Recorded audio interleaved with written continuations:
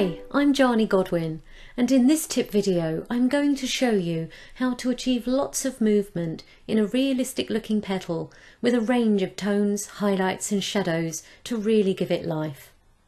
To begin, I have 3 basic blue mixes ranging from a light bright blue through the mid-tone mix and onto a deeper shadow. Laying a clean water glaze over an area of the petal will help the paint to spread into soft natural hues. Once the glaze has settled a bit, I drop in a good amount of the first colour, dotting and manipulating it around to achieve the look I want. I'm not painting the whole area the same, and I'm happy to let the paint find its own way around. Keeping the water away from the pencil line prevents colour from bleeding over the edge.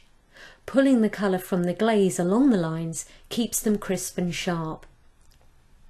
While the glaze is still wet, I continue to drop in more paint to deepen more of the darker areas on the petal.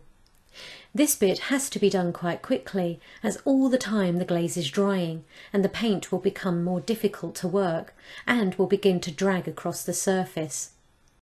Once I am happy with the amount of paint I have, I begin to lift out some of the highlights.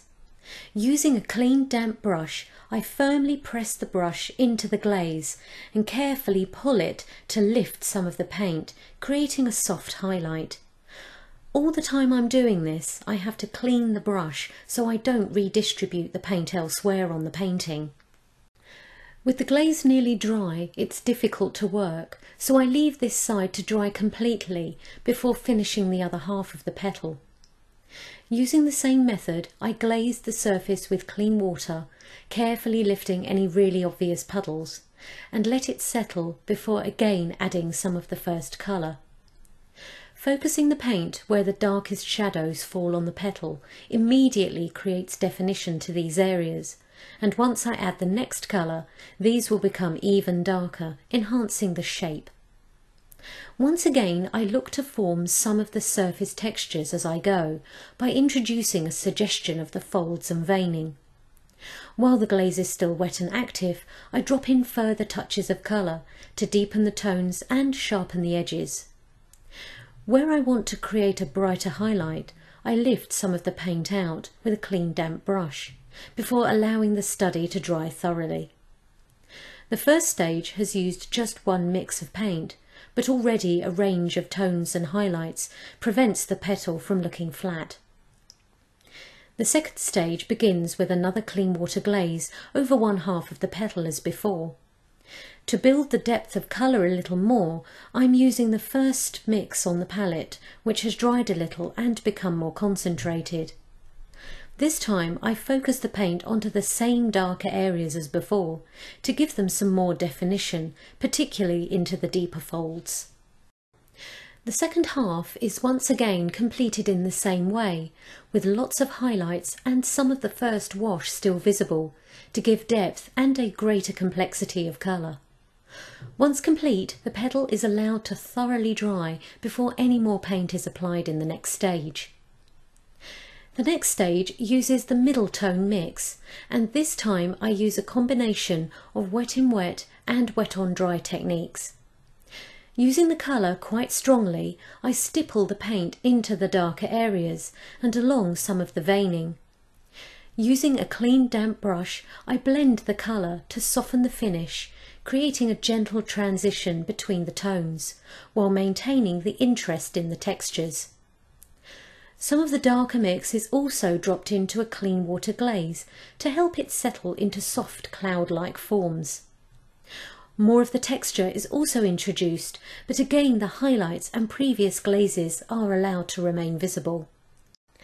Moving towards the centre of the petal, I once again use the mid-tone mix to introduce the deep staining that is characteristic to viola flowers.